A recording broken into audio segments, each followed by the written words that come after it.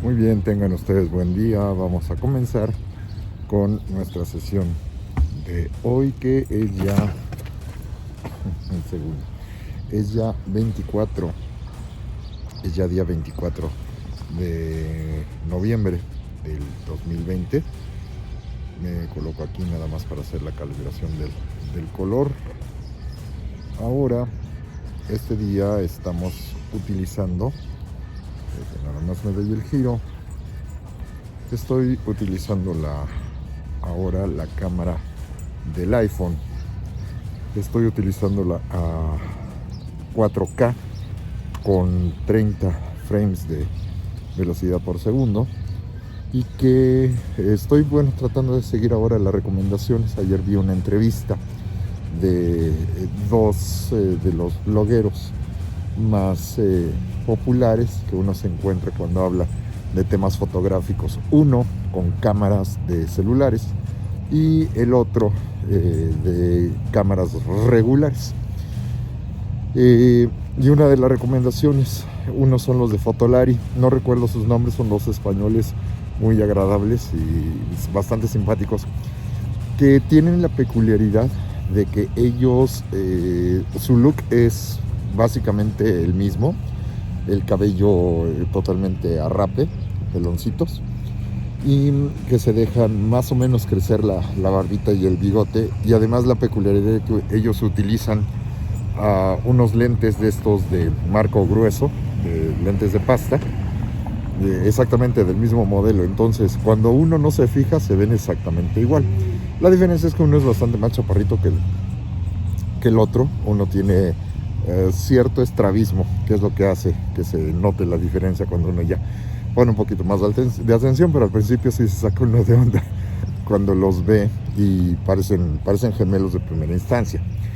Y el otro, Santa Engracia, se apellida Santa Engracia, Carlos Santa Engracia, es de los que tienen la página de topes de gama, que se dedican particularmente al análisis de cosas que tienen que ver con celulares, aunque también hacen los estudios de cámaras fotográficas como tal y algunos otros elementos de tecnología.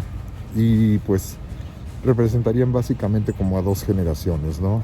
Los que se ven como los chavitos, pero como decía Carlos Santa Engracia, ellos ya llevan 10 años de estar publicando, ¿no? Ahorita ya tiene 35, comenzó a los 25, y en el caso me parece que se llama Álvaro, el que viene del lado de Fotolari, pues le dices que yo te llevo a ti 10 años, ¿no?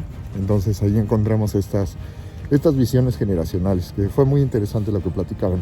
Y uno de los detalles que mencionaba, estrictamente hablando, Carlos Santa Engracia, que como todo el tiempo se la pasa trabajando y probando tecnología, cuando él sale de descanso, de vacaciones, lo que menos quiere es ir cargando una cámara, y trata de ser lo más cómodo posible. En ese sentido, lo que se lleve es su celular, y él es completamente cargado del lado de Android, pero reconoce que el sistema con el que se siente mejor para trabajar, que para él en el all around es la cámara más balanceada, es justamente la cámara del iPhone. Y pues inclusive hasta Álvaro sí le hice el comentario, pero ¿cómo se te ocurre decir estas cosas? Se te va a echar encima ahorita la gente en la red. Y digo, pues es que es cierto, es la verdad, es con la que yo mejor me entiende, con la que mejor me acomodo. Y que dice, desde su opinión, de la perspectiva del video, no hay mejor cámara que la que tiene el iPhone, refiriendo al iPhone 11, que sería este modelo. Y dice que en cuanto le llegue la oportunidad de tener entre las manos el iPhone 12, pero ni se la va a pensar, ¿no? Entonces, una de las recomendaciones que estaba haciendo, y por eso estoy haciendo esta introducción, era el que la forma en la que él está acostumbrado a grabar siempre, ya en la edición se hacen otro tipo de ajustes, pero lo que él siempre le da los mejores resultados es grabar siempre a 4K y en 60 frames por segundo. Aquí en este caso era lo que quería yo justamente hacer para comprobarlo, pero en este caso la cámara no me da la opción de los 60 frames, me deja lo máximo a 30. Entonces, pues bueno, es el equivalente que ahorita voy a utilizar. Yo estaba tratando de utilizar la recomendación para que se viera más cinematográfico, para que se vieran los movimientos un tanto naturales y no ya un poquito artificiosos cuando se hacen ciertos movimientos de las manos o va pasando un carro o algo así. Estaba tratando de utilizar los 24 décimos nosotros cuadros por segundo, ¿no? Pero bueno, voy a probar. Se supone que los expertos son ellos. Voy a probar a ver cómo se ve en ese sentido. Y me está haciendo recordar que hay ciertos ajustes que me parece que puedo hacer aquí al interior de la cámara para que me permita hacer la grabación a 60 frames por segundo. Es más, vamos a hacer la operación en este momento para ver si podemos hacer estos ajustes. Ok, ya estoy aquí de regreso. Efectivamente sí encontré la forma de hacer el ajuste y ya lo pude dejar ahora sí a 60 cuadros por segundo. Y pues de entrada la definición que estoy viendo aquí en la pantalla sí se nota una diferencia con base en lo que estaba viendo anteriormente. Se ve el movimiento bastante más fluido. La contraparte es que obvio chupa muchísima más memoria y chupa muchísima más pila. Por eso había sido la razón por la que le había bajado la definición, pero bueno, vamos a hacer la prueba, sobre todo para el ajuste dentro del proceso de edición.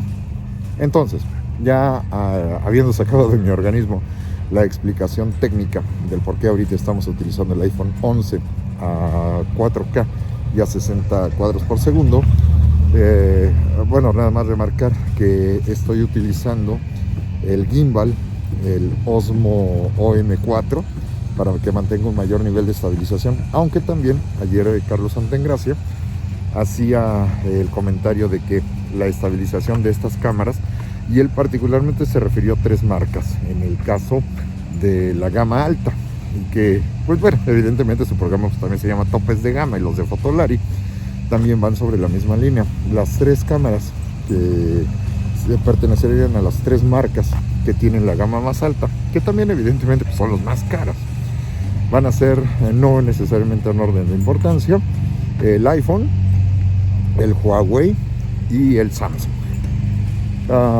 Ya hablaremos en cuestiones técnicas un poquito más adelante. Lo que quiero retomar en este momento son los comentarios que había comenzado a hacer ayer con respecto al proceso de evangelización de la Nueva España, en este repaso que les estoy dando a los alumnos del diplomado en Historia y Cultura de México en la etapa 1, que abarcaría de la conquista al proceso de independencia. Y mencioné las 3 oleadas de evangelizadores que van a llegar a estas tierras y que son los que habitualmente nosotros nos referimos, a veces de manera un poquito equivocada, refiriéndonos a ellos como las órdenes religiosas más importantes, ¿no? Pero ya aclaré que no es que unas sean más importantes que otras, sino que se cumplen funciones distintas. Con base en ese planteamiento, las 3 que siempre salen a relucir, por supuesto, son la Orden de los Franciscanos, 1524 llegan, la Orden de los Dominicos, 1528 comienzan a trabajar sistemáticamente ya, 1533 la Orden de los Agustinos, y la que dejé al final es la Orden de los Jesuitas, que van a llegar, entre comillas, en una temporalidad más tardía, comparando particularmente con lo que son las 3 órdenes que han llegado previamente, porque estos van a llegar alrededor de 1573 y va a ser la Compañía de Jesús, los que nosotros identificamos como los jesuitas. Y hay que considerar que, comparado con la creación de las 3 órdenes previamente referidas, los jesuitas son más adentrados dentro del concepto que nosotros identificaríamos como la dichosa antecedentes de la modernidad. Pero el factor más importante es ubicar que su creación se da entre el año de 1540 y 1550, es decir, algunos años después de que ya empezaron a evangelizar franciscanos, dominicos y agustinos. Pero lo más importante es que cuando ellos llegan acá, aparte de que ya llevan sus 30 añitos, casi 25 años de haber sido fundados, para 1573, ellos están arribando después de que ya está establecido, 1, el Tribunal del Santo Oficio de la Inquisición, y 2, lo más importante, ya ha culminado el Concilio de Trento y ya se han empezado a tomar una serie de medidas para ajustarse a lo que el Concilio de Trento ha acordado que deben de ser las formas del manejo de las ceremonias religiosas, de la impartición del catecismo, de la incorporación de aquellos que sean nuevos en la fe. Por lo tanto, va a haber ciertas formas en las que los jesuitas no van a seguir los mismos modelos que van a seguir franciscanos, dominicos y agustinos. Además de que el Concilio de Trento no habría aceptado ciertos de las formas o de los detalles con los que se habría iniciado el proceso de evangelización en estas tierras. Por eso los jesuitas ya llegan, además, con la conformación de los famosos 3 votos de pobreza, castidad, obediencia, pero como la finalidad con la que fueron creados inicialmente fue la persecución de la herejía protestante, pues ellos llegan con el famosísimo voto de obediencia especialísima al Papa. Y esto conformará el que se sigan ciertas instrucciones ya muy específicamente dadas por el Santo Padre y el funcionamiento de la estructura al interior de la iglesia, ¿no? Los jesuitas sabemos que van a representar a una de estas órdenes religiosas ya reestructuradas, ya renovadas, y que van a tener una gran influencia, sobre todo cuando no les toca en el proceso de evangelización, el enfocarse a la educación, y no a la educación de todos, sino particularmente en la educación que va a tener que ver con las clases altas, ¿sí? Que va a tener que ver con los hijos de los nobles, que va a tener que ver con los hijos de los que gobiernan en estas tierras, y evidentemente la influencia que van a tener para las formas de gobierno que vengan a posteriori. Entonces, esto sería el abarcar los 4 órdenes religiosas que van a ser las que trabajarán de una manera directa a lo largo de todo el siglo XVI. La Compañía de Jesús entonces pertenecerá a estos nuevos modelos que aplicarán las instituciones políticas y económicas ya establecidos dentro de la Nueva España, pero que a su vez habrán de adecuarse a las nuevas condiciones de trabajo con las que se evangelizará, 2, se organizará, 3, se estructurará para incorporar formalmente al modelo virreinal a los grupos indígenas que van siendo ya no solo conquistados. Si estamos hablando ya de la última cuarta parte del siglo XVI, la parte central está literalmente ya sometida en lo militar y ajustada en lo político. Las partes del descubrimiento van hacia la zona del norte o hacia las zonas un poquito más complicadas, por ejemplo en las zonas de las sierras o en las zonas de los montes o allá, ¿para qué les digo? En las zonas de las selvas, en el área de Chiapas o las tierras altas, allá en la zona en la zona norte de la península de Yucatán, ¿no? Entonces recuerden que el proceso es disparejo.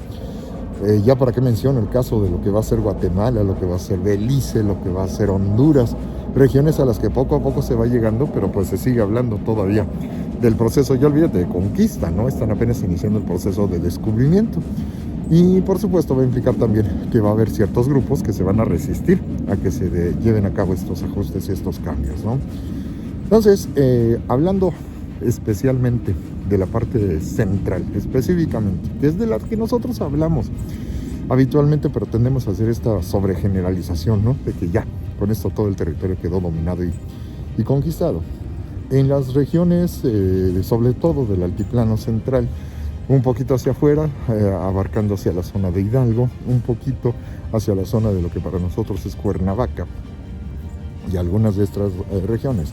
Administrativamente se va a utilizar sobre todo para evitar la sobreexplotación o la mala explotación que las primeras épocas, los 10 primeros años, se estuvieron desarrollando, sobre todo cuando no existía ya la base formalmente establecida del virreinato, a la época del dominio de los conquistadores, para evitar que sigan pasando este tipo de problemas. Se va a determinar la manera en la que los indígenas van a ser distribuidos para su proceso de evangelización y la forma en la que, lo más importante, empezar a meterlos a la civilización dentro del mundo occidental. Y esto es aquello que nosotros identificamos como el proceso de la encomienda, que fundamentalmente es encargar a un grupo pequeño, muy pequeño, de responsables del proceso de no solo de llevarles a su costo, ¿sí? El pago o los gastos los van a tener que hacer los conquistadores que sean encomendados para, uno, meter a los indígenas al cristianismo y dos, introducirlos dentro del esquema de la policía y el buen gobierno, entendiendo que esto representa lo que nosotros identificamos como civilizarlos, ¿no? Dentro de los parámetros del occidental. Entonces, además de que nos van a tener ellos que conseguir a los frailes para que vengan a evangelizar a los indígenas, ahí viene lo más importante, porque no nada más aviéntales a los padrecitos y que les empiecen a enseñar a rezar, ¿no? Sino enseñar a los indígenas a organizarse de un esquema habitacional, un esquema social, un esquema político, que es lo que nosotros identificaríamos como vivir como Dios manda, ¿no? Desde aquellas épocas esas frases ya tienen toda esa connotación y toda esa lógica, y retomarán algunas ideas que les parezcan útiles, pero se van a tener que adaptar a las normas y a las reglas del mundo occidental. Entonces, a lo mejor ellos se encuentran que es muy útil para sus propósitos que los indígenas estén organizados por calpulis, que tengan ya esta división barrial, en donde ya hay una distribución del trabajo, donde existe una distribución de los alimentos, ciertas labores específicas que además están también organizadas por barrios. Estos tampoco los van a desaparecer, por favor, ¿no? Nada más que en lugar de concentrarse en estos pequeños templos, los ejemplos que podemos ver en Teotihuacán, que cada barrio tiene como su equivalente de piramidita, en donde se hacen sus respectivos cultos. Por supuesto que en lugar de que sean cultos de los prehispánicos a las respectivas deidades, poco a poco viene el proceso de sustitución. La organización les va a servir, pero no les sirve de nada si ellos están venerando a la Coatlicue o si ellos están venerando a Quetzalcóatl o Huitzilopochtli. Por lo tanto, va a empezar todo este proceso de sustitución de las imágenes de unos por los otros, ¿no? Que el Concilio de Trento lo va a ver como algo peligroso, porque van a decir, a final de cuentas los indios siguen venerando sus deidades anteriores y nada más les estás cambiando las formas, ¿no? Por eso se tiene que hacer de una manera más sutil este proceso de reestructuración y de cambio, ¿no? La base, decía, sobre la que se va a estructurar esto, será esta estructura político, económico, administrativa y religiosa que nosotros identificamos como la encomienda. Literalmente se asigna a un grupo de personas, reitero, de poca extensión, no van a ser muchos, que van a ser los llamados encomenderos. Habitualmente son estos conquistadores de mayor nivel, los jefes, los comandantes, los capitanes, que recibirán como premio una serie de tierras para comenzar a explotarlas. Hay que recordar que las tierras no le pertenecen al conquistador.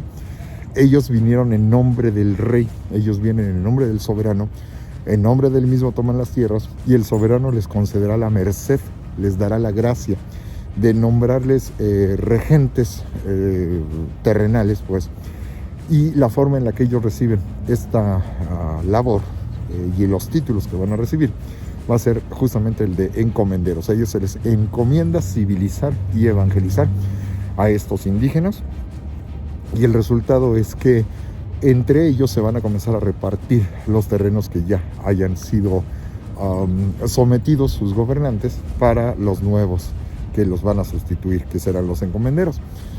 Y aquí la parte más importante es la socioeconómica, porque el trabajo que necesitan es explotar las tierras, ¿no?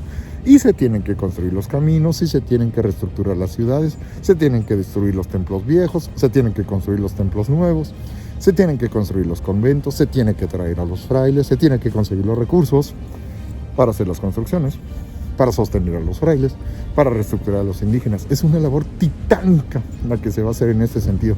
No es nada más llegar, destruir y que los indios construyan todo. No, por favor, eso es mucho más complicado de lo que parece. Y la estructura con la que se va a organizar es la dichosa encomienda. En el caso de la labor que se va a hacer con el indígena, la encomienda tiene la característica fundamental de que el trabajo del indio no es remunerado. Hay que recordar que no existe aún el sistema socioeconómico capitalista. Esto está muy lejos, faltan 2 siglos para que comience a sentarse las bases de lo que será fundamental con el desarrollo de la revolución industrial. Y todo este proceso implica la explotación de la mano de obra a veces muy calificada, en el caso de los indígenas que son especialistas en escultura o los que son especialistas en la labor de construcción. Hay que recordar que no se van a agarrar a tagal al primer indígena que va pasando para decirle esculpe, ¿sí? O para decirle construyete una iglesita, ¿no? Inclusive los propios frailes adolecen de este tipo de problemas, los encomenderos. Pues recuerden que ellos no son profesionistas, o sea, ahí si bien nos va el caso de Hernán Cortés, si bien nos va, medio estudió un par de años en la universidad, la carrera de Derecho, ¿no? Pero él de Arquitectura no sabe ni tiene la menor idea. Entonces, por eso van a tener que traer una gran cantidad de libros, van a tener que consultarse entre ellos, porque no van a llegar arquitectos reconocidos en Europa a asesorarles cómo construir y hacer los grandes monasterios y los grandes castillos, no. Ellos van a tener que reinterpretar con base en planos, van a tener que reinterpretar con base en dibujos, con base en grabados, cómo se pueden hacer las grandes construcciones, ¿no? Cómo se construye un arco, ¿sí? Estructura arquitectónica.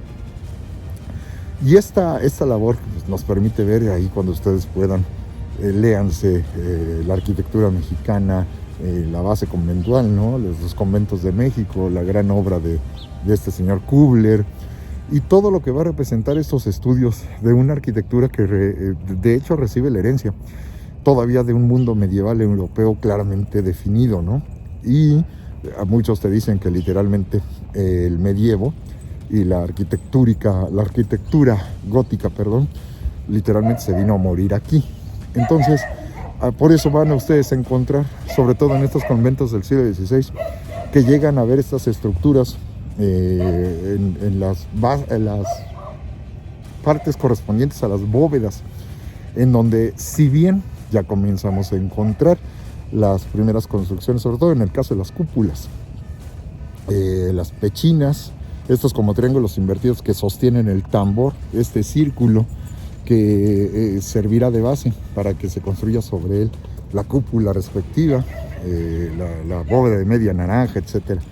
Todos estos elementos que nosotros vamos a encontrar, que van a tener que diferenciar lo que es una bóveda de lo que es una cúpula, y saber utilizar las cimentaciones como para, por ejemplo, poder construir las dichosas nervaduras que distribuyen el peso de la estructura en las partes altas, que es la herencia que viene del mundo medieval.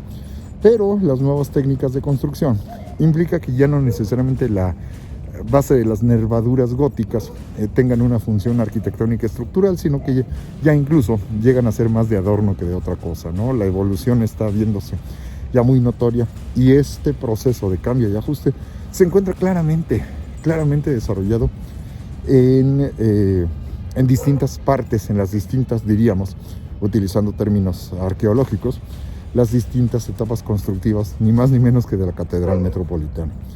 La primera catedral, recuerden que es una catedral bastante más pequeñita, que cabría esencialmente en lo que ahorita es el atrio de la actual, y que estaba orientada no norte-sur, que es como nosotros la vemos habitualmente, sino que estaría orientada más bien de este a oeste, siendo más pequeña, siendo más austera, mucho más austera, siendo también mucho más fría y mucho menos rica en elementos arquitectónicos, ¿no? Siendo de la primera etapa del siglo XVI, y que se ordenará una vez que a México, a la Ciudad de México, se le otorga por parte de la corona formalmente el título de muy noble y muy leal Ciudad de México. Inclusive por ahí pues tenemos la referencia en textos como el de Francisco Cervantes de Salazar, el primer cronista que hubo aquí en la Ciudad de México, cuando vienen los visitantes y se maravillan de las cosas extraordinarias que aquí se encuentran, pero así como les maravilla la ciudad, les saca muchísimo de onda ver cómo está bastante chaparra, es prácticamente una caja de zapatos la dichosa catedral, ¿no? Y cómo es posible que una ciudad tan maravillosa como esa que nos están mostrando tenga una catedral tan austera y tan simple. Los que hayan visitado Yucatán, para que se den una idea, la catedral de Yucatán es del siglo XVI. Y ustedes notarán que está a la puerta de entrada, notarán que está el escudo en la parte superior, el rosetón, y párale de contar, o sea, son 4 paredes viles, bueno, viles en el sentido de la decoración, pero que no tienen una mayor estructura que les permita establecer este diálogo con el espectador, cómo van a ser las portadas o los retablos que se hagan a posteriori. La segunda forma en la que se va a reestructurar la forma en la que se va a poner a trabajar a los indígenas y el proceso de evangelización, que evidentemente va avanzando, se va a tener que hacer con base en los abusos que cometieron bastantes de los encomenderos en la primera etapa. ¿Por qué? Porque a veces ellos requerían más mano de obra de la que se les quería asignar originalmente y terminaban llevándose a medio pueblo, ¿no? Y de distancias de más de 10, de más de 20, de más de 30 kilómetros, y dejaban sin mano de obra a los pueblos respectivos, ¿no? O se los llevaban y se quedaban con ellos durante 2 semanas, ¿no? Y no les permitían regresar a sus lugares de origen, con las consabidas molestias, con los consabidos enojos y las consabidas afectaciones a los otros territorios a los que ellos originalmente pertenecían. Por eso la corona, ya para allá de los años 40, va a tener que tomar una serie de decisiones. No es extraño que además vengan los ajustes propiciados por el nuevo virrey para que se haga una compilación de normas y de leyes junto en coordinación con España, de lo que se van a identificar como las dichosas leyes nuevas de 1492, perdón, de 1542. Y estas leyes nuevas, hay que recordar que no es un código penal ni es un código civil como el que nosotros estamos acostumbrados a ver y a manejar. Un segundo, porque viene un camión. Que básicamente lo que hacen es recopilar las leyes que se tengan por escrito en distintas ciudades de distintas épocas, y lo que hacen es aglomerarlas en un solo corpus que compila, pero no necesariamente separa, ni jerarquiza, ni reordena temáticamente las leyes. Pero bueno, es un intento de unificación de criterios. Con base en ello, pues, y con base en las quejas que se han estado recibiendo constantemente, los indígenas no es raro que de repente tiendan como a negar las enseñanzas que se les han transmitido, y no es extraño que algunos de ellos incluso terminen volviendo a su antigua religión. Ese va a ser el caso de don Carlos Ometotzin, que va a ser nieto de Nezahualcóyotl, hijo de Nezahualpili, y que él terminó convirtiéndose en un relapso, ¿no? Volviendo a caer en los viejos cultos de la religión antigua. Y en aquel entonces, para cuando va a ocurrir el caso de don Carlos, aún no estaba establecido el Tribunal del Santo Oficio, había una inquisición episcopal, es decir, el encargado de manejar esto era el obispo de México. Y recuerden que el primer obispo de México va a ser don Juan de Zumárraga, y Juan de Zumárraga va a tomar la decisión sumaria. Quiere poner un claro ejemplo de lo que le va a pasar a aquellos que no obedezcan lo que se está diciendo, y menos en el ámbito religioso, y va a ordenar no solo que se le enjuicie, sino se le encuentre culpable, y el castigo que va a recibir es morir quemado en la hoguera. Lo que no nos suelen platicar es que don Carlos Ometotzin, después de haber recibido este castigo, los indígenas se van a quejar y les van a parecer excesivas las decisiones que tomó el obispo y las noticias una vez que llegan a España. Y considerando que también se ha ido conformando una nueva agrupación de asesores para el soberano, que se dan cuenta, tienen la pertinencia de saber que no pueden medir la forma de rendir el culto de los españoles sobre todo con los nuevos indígenas que apenas están empezando a entrar en esta visión de lo que para ellos es una nueva religión. Y teniendo un poquito más de prudencia y pertinencia, se va a terminar creando el Consejo de Indias. Y este Consejo de Indias, cuando se llegan a tomar decisiones tan graves como lo de la muerte y ejecución de Ometochsin, se van a dar cuenta de que no pueden poner ese tipo de castigos tan fuertes. Sí van a entender los indígenas el peligro que esto representa, pero lo que van a provocar es un encono y una molestia mayor. Entonces, para evitar que se lleguen a dar rebeliones en el futuro, peleando por lo que son asuntos de fe, en las que ellos apenas están empezando a entender, apenas son nuevos, la decisión que se va a tomar es que a los indígenas no los puede tocar el obispo, solo para cuestiones netamente administrativas, y para decisiones mayores la decisión la tendrá que tomar y el permiso tendrá que otorgarlo el Consejo de Indias. Esto va a ser fundamental, porque más adelante, cuando ya se establezca el Tribunal del Santo Oficio de la Inquisición, también por ahí de la década de los 70, más o menos al parejo del tiempo que llegan los jesuitas, la Inquisición no va a tener jurisdicción sobre los indígenas. Entonces entiendan ustedes que estas leyendas que luego nos plantean de cuántos miles de hombres, que de entrada es falso, y sobre todo los pobres indígenas que van a ser perseguidos por la Inquisición, no es cierto, a ellos no les toca, ellos no tienen ninguna jurisdicción, es el Consejo de Indias el que tiene que tomar esas decisiones. A esto agréguenle otros detallitos, y dentro de estos otros detallitos es que efectivamente también hay encomenderos que están pasando de la raya y que están trayendo indígenas de regiones muy lejanas a hacer labores muy pesadas por un tiempo demasiado exagerado. Entonces se va a tener que hacer un ajuste.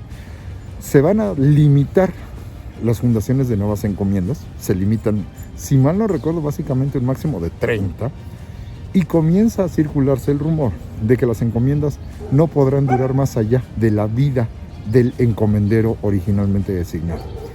Por supuesto, creo que entenderán que los que se van a pegar el grito en el cielo van a ser los hijos de los encomenderos, ¿no? Porque ellos van a decir, pero si eso es la labor de mi padre, es justo que yo lo termine recibiendo. Además, acuérdense que en aquellas épocas la forma en la que se manejaban las herencias era predominantemente con la estructuración del mayorazgo.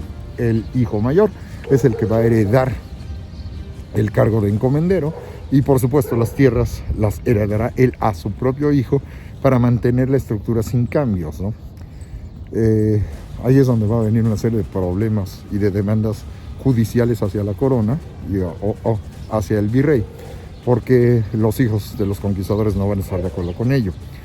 Que va a terminar derivando uno de estos pleitos, lo que sabemos que va a terminar ocurriendo, en el primer intento de golpe de estado que se va a dar en estas tierras y que lleva a este golpe en donde quiso conseguirse ahora sí que la independencia de estas tierras. Es el primer antecedente que tenemos en ese sentido, aunque es todavía en el siglo XVI, en el que quiso coronarse rey de México a Martín Cortés, el criollo.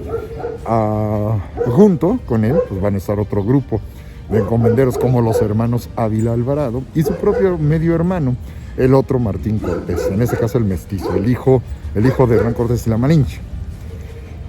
Entonces, tomando en consideración esta serie de situaciones para evitar justo que se presenten ya más situaciones como estas, se va a hacer un ajuste, y dentro de ese ajuste, en lugar de que siga existiendo como nosotros lo conocemos, se va a hacer un derivado a una nueva forma organizativa que va a ser el recogimiento. También esto en mucho va a tener que ver el repartimiento, perdón. Mucho va a tener que ver las mismas protestas de los frailes, ¿no? Porque también a ellos se les dificultaba que de repente se llevaran a sus indígenas. Entonces la creación del repartimiento va a implicar por parte de las protestas, sobre todo de muchos de los frailes, ¿no? Nos están quitando a nuestros indígenas, nos están estorbando en la labor y el trabajo, los sobreexplotan y luego ya no nos quieren hacer caso a nosotros. Porque la base de la encomienda además tiene dos características fundamentales. No es remunerada, la encomienda no le va a pagar ningún salario, no existe el sistema capitalista, reitero, en aquellas épocas. y además es obligatoria. El indígena no puede decir que no. Y los frailes tampoco, porque al final de cuentas los frailes son llevados por los propios encomenderos y casi literalmente los frailes deben de someterse a lo que la voluntad o el poder o la economía del encomendero les está facilitando. Como hay muchas protestas, la corona decide hacer un ajuste. Entonces se va a limitar el número de encomiendas, pensando en el futuro que incluso van a terminar por desaparecerlas. Y ahora la nueva organización va a ser aquello que nosotros identificamos como el repartimiento. Reitero, el repartimiento, las dos características que va a tener es que sigue siendo obligatorio, pero se le tendrá que dar algún tipo de remuneración al trabajador, recordando que no existe el sistema económico capitalista. Y teniendo en consideración este pequeñísimo detalle, habría que ubicar que las formas de pago, pues evidentemente no van a ser depósitos bancarios, evidentemente no va a ser un salario con seguro social, nada de esto existe. Están literalmente a más de 3 siglos y medio de que estas instituciones que para nosotros son perfectamente establecidas a nivel gobierno, alguien sueñe siquiera en el siglo XVI que van a existir. Habría que darles algún tipo de retribución para que no se sientan tan mal tratados en ese plano, ¿no? Y pues tomen en consideración que en aquellas épocas el circulante es prácticamente nulo, ¿no? Y las limitaciones para el manejo del consumo para los indígenas en la vía que nosotros identificamos como el mercantilismo, pues apenas está empezando a nacer. Recuerden que es una sociedad que básicamente vive del intercambio, vive del trueque. Y con los europeos tampoco crean que es algo así como perfectamente arraigado. El problema es que cuando se determine de qué manera les van a pagar a los indígenas, pues mucho de ello se va a tener que hacer literalmente en especie. Y al momento de que se les pague de esta forma, pues ahora sí que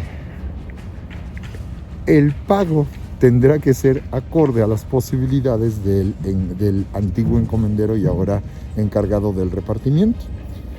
Y a veces esto va a implicar que, pues bueno, ¿sabes qué? Aquí lo que tenemos es que producimos hartos nopales, ¿no?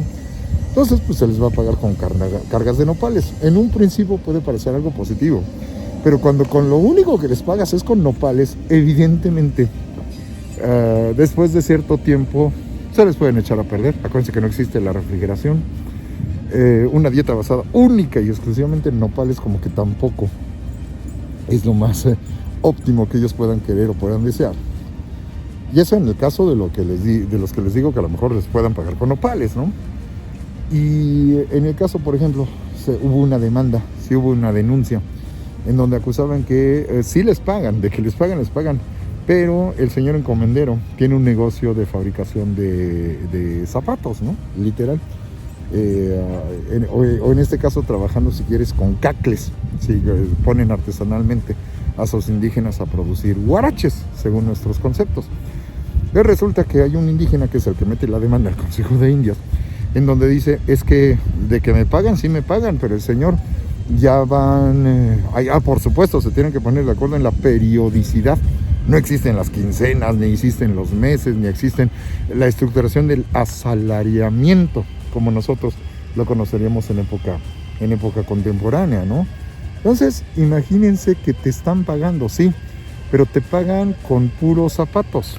Entonces se queja el indígena de que él ya tiene 12 pares de zapatos o 10 pares de zapatos de huaraches, que además él no puede revender, si él no puede andar intercambiando como si nada, ¿no? Esas son algunas de las quejas que se van a llegar a presentar. Entonces, cuando se llegan a presentar situaciones como estas, en las que pues sí se está cumpliendo con el pago en especie que se tiene que cubrir en el manejo del repartimiento, el indígena no puede decir que no, pero tiene que recibir ya algo a cambio. Pues resulta que no está siendo equilibrado, no está siendo satisfactorio, o está incluso hasta sirviéndole para los negocios del propio repartidor, ¿no? Nuevamente vuelven a aparecer una serie de quejas en ese sentido, y ya será para la etapa posterior, la segunda mitad del siglo XVI, donde nos vamos a encontrar que viene el ajuste sociopolítico económico más importante y que va a marcar el camino del futuro de la economía, particularmente la agrícola, en la sociedad novohispana. ¿Por qué? Porque la decisión que se va a terminar tomando es el de sustituir, desaparecen, se acaban por completo las encomiendas, sirve temporalmente el manejo del repartimiento, pero comenzará a generalizarse el uso del peonaje. Y en el caso de la tercera etapa, que es el peonaje, esto implica los dos puntos obligatorios que se deben de cubrir. Uno, el trabajo tiene que ser remunerado. Se va a seguir manteniendo un poquito la problemática en ese sentido, pero la diferencia es que no se puede obligar al indio a que acuda. Entonces recuerden las diferencias fundamentales. Encomienda es obligatorio y no remunerado, aunque el sostenimiento tiene que venir por cuenta de los patrones. Repartimiento es obligatorio y sí remunerado en la mayoría de los casos. Y en el caso del peonaje es libre y tiene que ser remunerado. Creo que entenderán que estas formas de trabajo del dichoso peonaje sientan las bases de lo que en las respectivas haciendas que se están comenzando a construir y en haciendas de rango más pequeño, económicamente menos rentables o menos extendidas, dependiendo también de quiénes son los que van a comenzar a explotar estas tierras.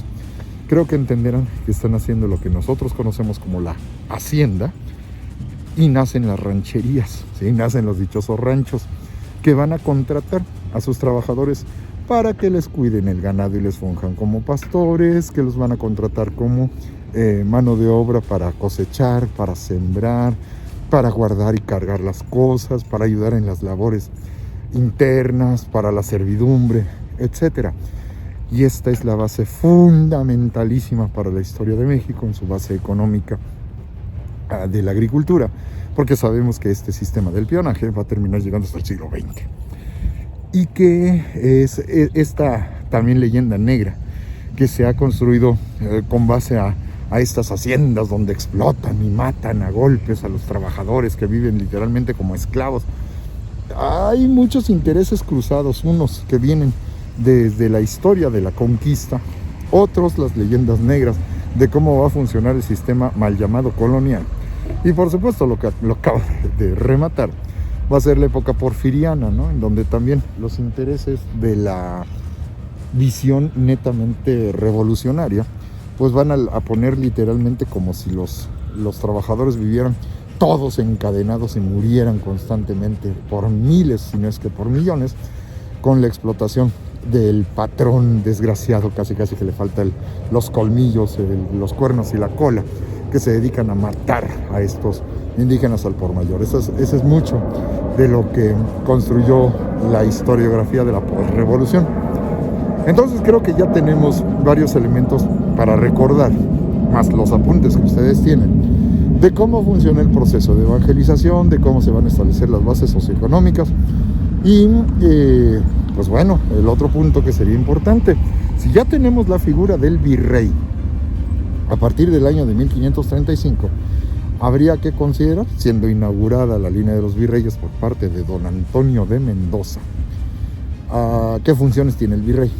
Y el virrey es literalmente, mencioné ayer, el otro yo del rey. Y las decisiones que él vaya a tomar en conjunto con las reglas establecidas en el Supremo Consejo de Hacienda, que deriva de España, el Consejo de Indias, la Casa de Contratación de Sevilla, a nivel metrópoli virreinato, se verá supeditado también a una serie de asesores que van a tener. Él tiene la última palabra, él es el presidente de la audiencia, y aquí él presidirá justamente las reuniones de la audiencia y del cabildo de la Ciudad de México. Él tendrá jurisdicción para las órdenes y la organización militar. Les recuerdo que no existe un ejército, se va a tardar hasta la segunda mitad del siglo XVIII en aparecer el primer ejército regular dentro de estas tierras. Y cuando hay que hacer algún tipo de movilización, se traen oficiales desde Europa y se recluta de manera obligatoria a los habitantes de estas tierras, en lo que quedan exentos los indígenas, ¿sí? Ese es otro punto. Los indígenas no se les puede andar reclutando para cuestiones de milicias, ni se les puede andar juzgando en cuestiones religiosas. Los indígenas van a comenzar a recibir una serie de privilegios, que es bien curioso. Cuando vienen sus descendientes mezclados que ya no son indígenas puros, van a comenzar a aparecer aquellos que identificamos como los indios ladinos. Sus primeras características las vamos a encontrar con los indígenas que le dicen que sí a todo al patrón, pero por atrás nada más el patrón se voltea, le miente, el equivalente a recordarle a su mamacita, a insultarlo, a ofenderlo, a hacerle señales obscenas. Se vuelve a voltear el patrón y no, sí, patroncito, lo que usted diga, ¿no? Es el indio ladino en el que no se va a poder confiar, en el que uno no va a poder establecer una serie de lineamientos de convivencia armónica, porque sabes que se van a terminar desquitando contigo de alguna forma, o te van a hacer mal un trabajo, o no te van a vigilar adecuadamente, ¿no?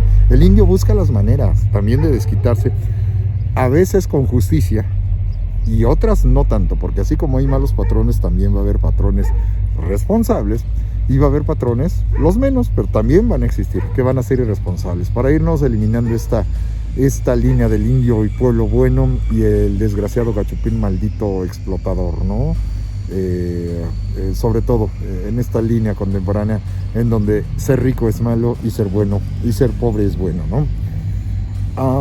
Tomando entonces en consideración esto, ubiquen ustedes que el jefe político más importante, presidente de la audiencia, es el virrey. Él en el rango militar tiene el nombramiento de capitán general de estas nuevas tierras, jefe de las milicias. En la cuestión de la economía, aquí lo que va a funcionar es el equivalente al Tribunal de Hacienda, de ahí nace la base del sistema económico administrativo que después se convertirá en capitalista. Hacienda es todo lo que tú haces, es lo que has hecho con tu labor, con tus manos, con tu trabajo, con tu inteligencia. Por eso, cuando yo digo que voy a revisar mi hacienda Hacienda terminó convirtiéndose en sinónimo de la estructura, del edificio, del rancho, etcétera, ¿no? de los animales, del campo bardeado, etcétera. Cuando Hacienda es lo que tú has hecho, es lo que tú has realizado con tu labor, con tu trabajo y con tu esfuerzo. Eso es Hacienda. Por eso, si la corona te dio a ti el permiso para llegar, crecer, desarrollarte y ayudar a acrecentar y mejorar dentro de tus parámetros estas tierras, pues obviamente tú tienes que pagar una tributación hacendaria a la corona, que fue la que te lo permitió. Entonces, ¿qué tenemos? El virrey es superintendente de la Real Hacienda local, es capitán general de milicias de estas tierras, es presidente de la Audiencia de México, es tribunal supremo juez de la corte local. Hay uno que se me estaba riendo. En la cuestión religiosa es la única donde él sí no tiene la jurisdicción absoluta. ¿Por qué? Porque la jurisdicción religiosa no le corresponde al virrey, le corresponde al obispo de la catedral de la Ciudad de México. Y ahí es el único cargo de los más importantes que va a tener el virrey, en donde él no es el titular, él no es el principal, él va a ser vicepatrono de la iglesia. Él se tiene que encargar de dar todas las condiciones para que la jerarquía eclesiástica local se pueda acrecentar, desarrollar, crecer, etcétera. Pero él no es el jefe, él no es el que manda, ahí sí está supeditado a lo que diga el obispo. Entonces tenemos la base de la política, tenemos la base de la economía, tenemos la base de la aplicación de justicia, que serían los elementos fundamentales con los que el virrey va a tener todo el poder concentrado en este sentido, ¿no?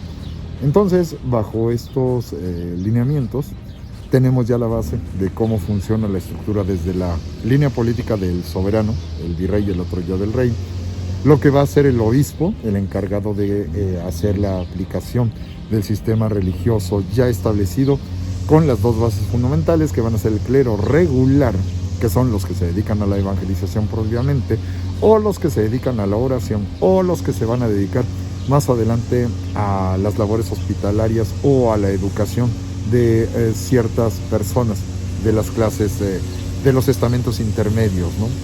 Y de esta forma, si le sumamos a lo que van a ser las órdenes religiosas, le sumamos lo que va a representar el Tribunal del Santo Oficio de la Inquisición, que es ahora sí que un poder detrás del trono, tenemos ya esta base muy general que nos permite ver cómo va a empezar a funcionar todo esto, y los detalles ya saben que los tienen ustedes por escrito en los apuntes, particularmente de los siglos XVI y XVII.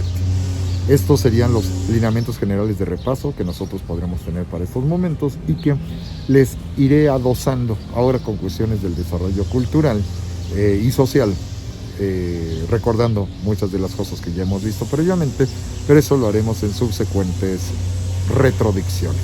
Que tengan ustedes muy buen día.